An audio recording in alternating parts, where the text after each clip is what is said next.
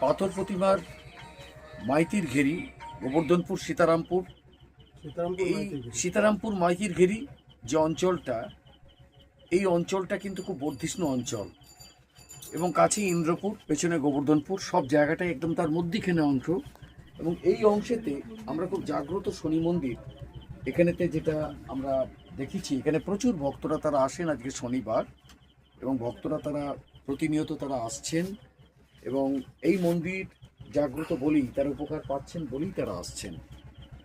তা আমরা মন্দিরের যে আমরা এসেছি এখানেতে আমরা মন্দির যে সবচেয়ে বড় কর্মকর্তা, আমরা একটু দেবাশিসের সঙ্গে একটু কথা বলবো, এবং যিনি পুজো করেন, যিনি এখানকার সবচেয়ে বড় পূজারী, শনির পুজো মানে ভীষণ কঠিন পুজো, তো সেক্ষেত্রে তাদের মুখোমুখি হয়ে আমি একটু কথা বলবো।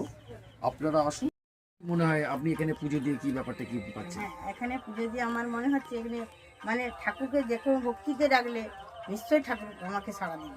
আমি তাই ঠাকুরের কাছে মানসিক করেছিলাম, তাই মানসিক শোধ করেছি ঠাকুরকে যেভাবে আমরা সে কাজটা হয়েছে। বাহ, আপনি একটু বলুন দেখি আপনার কি অভিমত? আপনিও তো বেশ নিষ্ঠা সহকারে বসে আছেন। আমরা আসি, আমরা শনি মহারাজের বার ব্রত করি, শ্রাবণ মাসে আসি। আমাদের মনে যেটুকু আমাদের ইচ্ছা আমরা শনি বাবার কাছে চেয়ে আমরা পেয়েছি, তার জন্য আমরা নিষ্ঠাভাবে শনি বাবাকে ছাড়তেও পারি না। কাকুরা যখন এখানে প্রতিষ্ঠা করে, আমরা তো আমাদের এখানে তো নেই, আমাদের দক্ষিণ অঞ্চলে এদিকটাই তো আমাদের শনিদেবের মন্দির, একটাই মন্দির। আমরা খুব উপকৃত পেয়েছি। আর ঠাকুর মানে বাবা তো আমাদের স্বয়ং দরে এসছে, তার জন্য আমাদের খুব চাহিদা বাবার কাছে, আর বাবা সেরকম আমাদেরও সবকিছু পূরণ করে।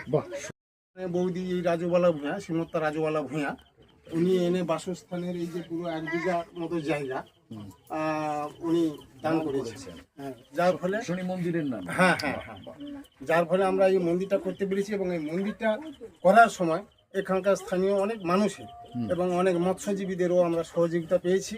এবং শেষমেশ অনেকে এসে এখানে বলেছে যে আমরা তোমার মন্দিরটা আরো ভালো করে করো, আমরা কিন্তু সহযোগিতা করব।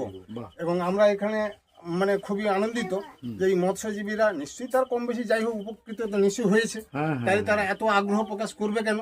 তারা সেই মতো স্বতঃস্ফূর্ত হবে স্বেচ্ছায় কিন্তু এসে তারা ডোনেট করতে চাইছে, কেউ ইট দিচ্ছে, কেউ টাকা দিচ্ছে, এরকম দিচ্ছে, দিয়ে যাতে মন্দিরটা ভালো করে করা যায়।